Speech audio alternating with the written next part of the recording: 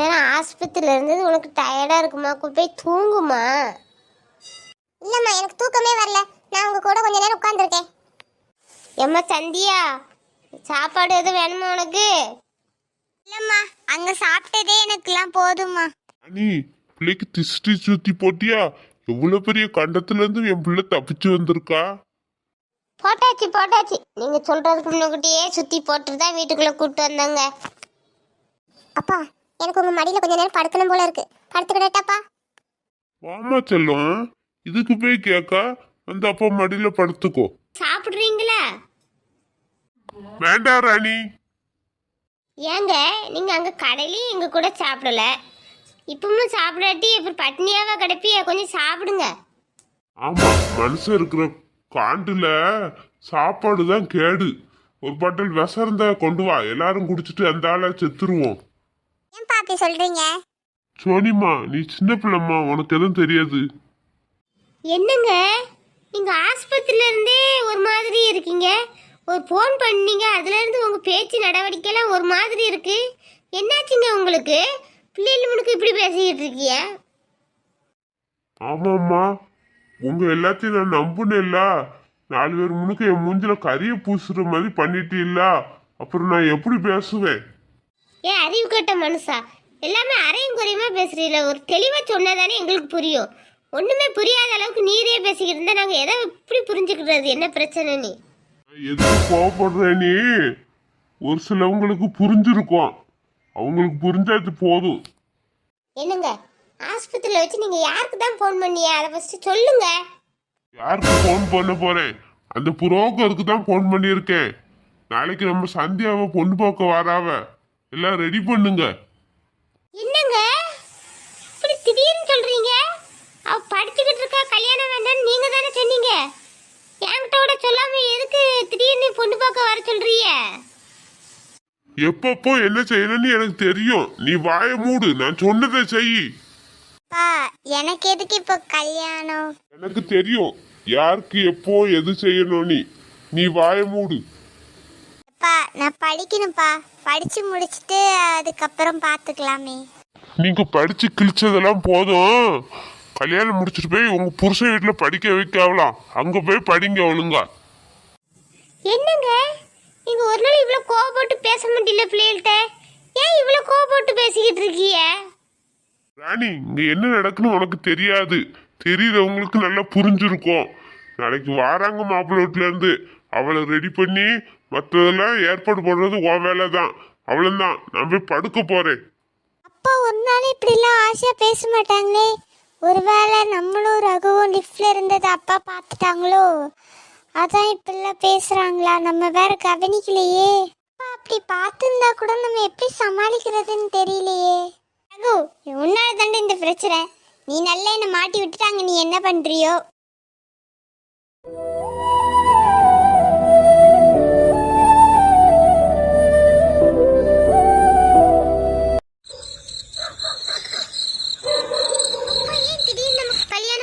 சொல்றாங்க. ஒருவேளை அப்பாவுக்கு நம்ம மேல டவுட் வந்துட்டோ? ரகுவியை நம்ம ஆஸ்பத்திரியில பார்த்துருப்பாங்களா? அப்பா ஒரு நாள் இவ்வளவு கோவமா நம்ம கிட்ட பேசினதே இல்லை. இன்னைக்கு அவங்க பேச்சே வித்தியாசமா தெரிஞ்சிச்சே. ஐயோ, எனக்கு என்னன்னே தெரியலையே, குழப்பமா இருக்க. ரகுவுக்கு கால் பண்ணுவோம், அவன்கிட்ட இதை சொல்லுவோம். அவன் என்ன சொல்றான்னு அதுக்கப்புறம் பார்த்துக்கலாம். நம்ம போனோட அட்டன் பண்ண மாட்டேக்கான். இந்த புறாமட்டக்கண்ண என்ன பண்ணிக்கிட்டு இருக்கான்? அர்ஜென்ட்டுக்கு ஒரு கால் பண்ணா எடுக்காண்டாமா? தேவையில்லாத நேரத்துல எல்லாம் வந்து நிப்பான். அர்ஜென்ட்னா போன் அட்டன் பண்றது இல்ல. அப்படி என்னதான் வேலை பார்த்துக்கிட்டு இருக்கான்? இன்னொரு தடவை போன் பண்ணி பார்ப்போம். எடுக்கலன்னா அவ்வளவுதான்.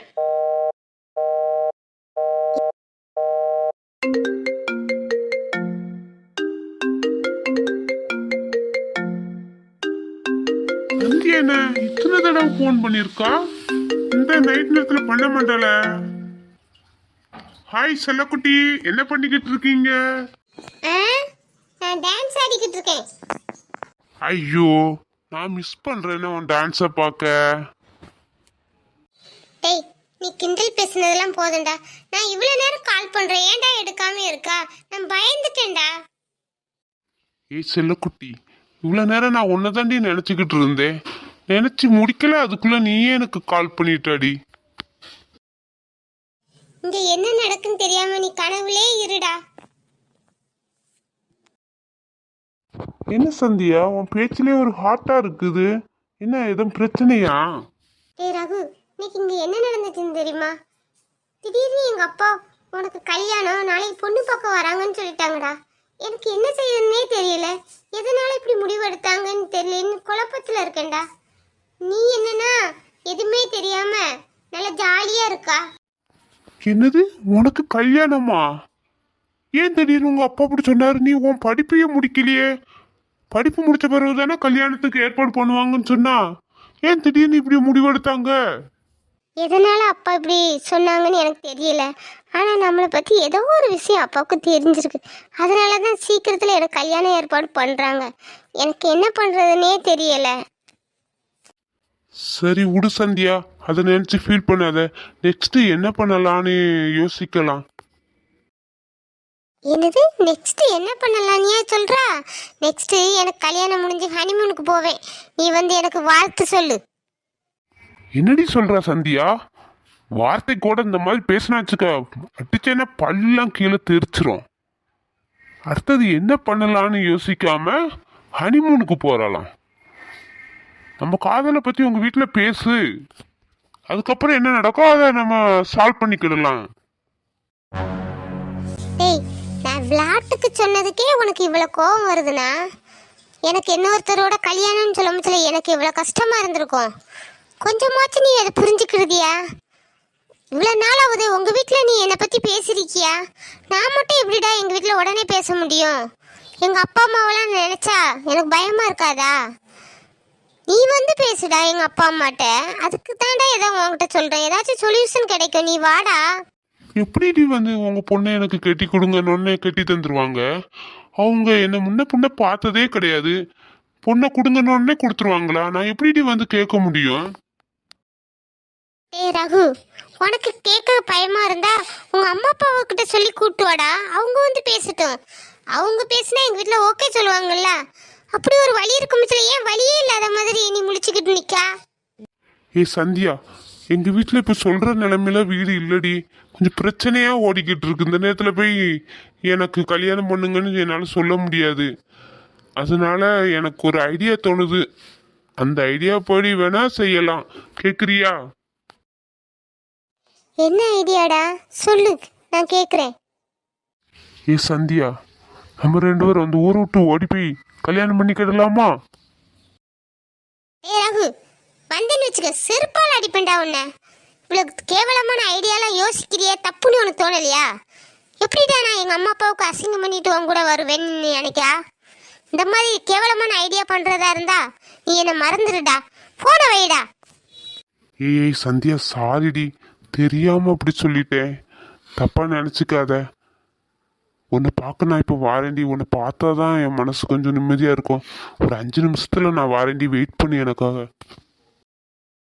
சாரி ரகு, ஏதோ ஒரு குழப்பத்துல அந்த தேவையில்லாத வார்த்தையில உன்னையும் திட்டிட்டேன். நீயும் என்ன பண்ணுவா? சாரிடா. எனக்கு உன்னை பார்க்கணும் போல இருக்கு. உன் தோல்ல சாஞ்சு அழணும் போல எனக்கும் தோணுதுடா. பாவம் சந்தியா, அவளும் எவ்வளோ பிரச்சனையை தான் சால்வ் பண்ணுவா. நம்மளாலேயே அவளை பற்றி வீட்டில் பேச முடியல. அவள் எப்படி பேசுவா? புரிஞ்சுக்காம நான் தான் அவட்ட ஹார்டாக பேசிட்டேன். அவளை போய் கொஞ்சம் சமாதானப்படுத்தினாதான் நமக்கு நல்லா இருக்கும். அவளை போய் பார்த்துட்டு வந்துடுவோம். சாம் சார் வேற குழந்தைக்கு முடியல, கொஞ்சம் வந்துட்டு போங்கன்னு சொன்னார். அங்கே போகாமல் நம்மளால் அங்கே ஒரு கண்ணு தூங்க முடியாது. குழந்தைய போய் பார்த்துட்டு வந்துடுவோம். அம்மாவும் தங்கச்சும் நல்லா தூங்குறாங்க. அவங்கக்கிட்ட எழுப்பி சொல்லாண்டான். சொன்னால் அம்மா போக சம்மதிக்க மாட்டாங்க. நம்ம ஒரு மணி நேரத்தில் போய் குழந்தைய பார்த்துட்டு அவளை தூங்க வச்சுட்டு உடனே வந்து படுத்துற வேண்டிதான், தெரியாத மாதிரியே. சாரிம்மா, உங்ககிட்ட கேட்காம நான் எந்த முடிவுமே எடுத்தது கிடையாது. உங்களுக்கு தெரியாமல் நான் எந்த தப்புமே பண்ணதுன்னு கிடையாதும்மா. ஆனால் உங்களுக்கு தெரியாமல் முத ஒரு தப்பு பண்ண போகிறேம்மா. அவங்ககிட்ட சொல்லாமல் நான் அந்த குழந்தைய பார்க்க போகிறேன். அதுதாம்மா நான் செய்கிற பெரிய தப்பே.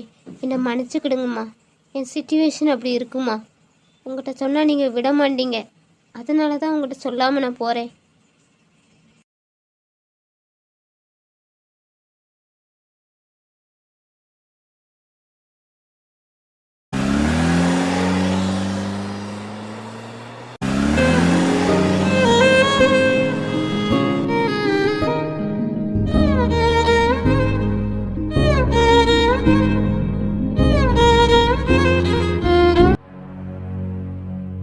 சாரோட தம்பி தானே இவர் இந்த ராத்திரி நேரத்தில் எங்கே வேகமாக போகிறாரு? ஒருவேளை குழந்தைக்கு முடியலையா? உள்ளே போய் ஃபஸ்ட்டு குழந்தைய பார்த்தா தான் நமக்கு நிம்மதியாக இருக்கும்.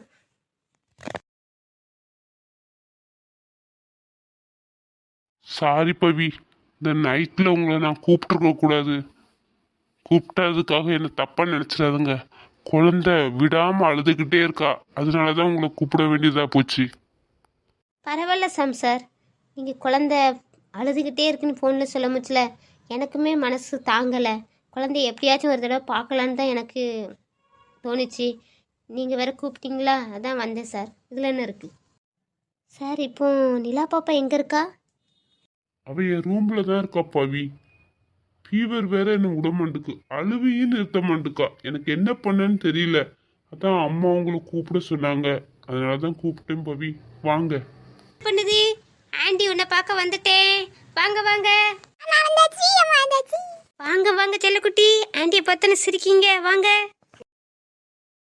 இவ்வளவு நேரம் நிலா அழுதுகிட்டு இருந்தா, பவிய பார்த்தோன்னே அழுவே நிறுத்திட்டா. குழந்தை பவிய அவங்க அம்மாவா நினைக்காளோ? குழந்தைக்காக நம்ம பவிய இப்படி வர சொல்ல முடியுமா அடிக்கடி?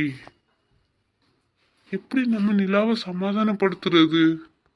சார், இப்போ நிலா அழுவே நிறுத்திட்டா சார். உங்களை பார்த்தா ரொம்ப டயர்டாக இருக்குங்க, நீங்கள் படுத்து தூங்குங்க. நான் நிலாவை தூங்க வச்சுட்டு ஆண்டிக்கிட்ட சொல்லிட்டு நான் கிளம்புறேன் சார். பவி, நீங்க எப்படி இந்த நைட் நேரத்துல தனியா போவீங்க? நான் வேணா உங்களை ட்ராப் பண்ண வரவா? வேண்டாம் சார், நான் பைக்கில் தானே வந்திருக்கேன். நான் நிலாவை தூங்க வச்சுட்டு நான் கிளம்புறேன் சார். நீங்கள் போய் படுங்க. ஓகே பவி, நான் தூங்க போறேன். நீங்க பார்த்து போயிட்டு வாங்க. நீங்க கிளம்பும் மூச்சுல குழந்தைய என் பக்கத்துல படுக்க வச்சிருங்க. சரி சார்.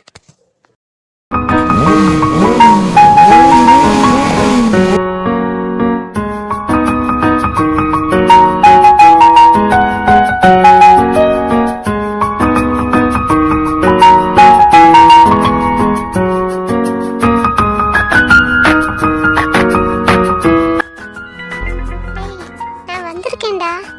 ஏன்டா அப்படியே பாக்கா? டேய், குறுகுறுன்னு பார்க்கறது கூச்சமா இருக்குடா. டேய் ரகு, நான் எவ்வளவு நேரம் தான்டா வந்து நிக்கிறேன், அப்படியே வச்சுக்கணுவாங்க பாக்கா. ஏதாச்சும் பேசுடா. நீ அங்கிருந்து அப்படியே நடந்து வர மூச்சுல இந்த நிலா வெளிச்சத்துக்கும் தேவதை இறங்கி வர்ற மாதிரியே எனக்கு தோணுச்சு. அதான் என்னால கண்ணை அங்கேயும் இங்கேயும் அசைக்க முடியலடி உன்னை தவிர. டேய், நீ இப்ப எதுக்கு வந்தா?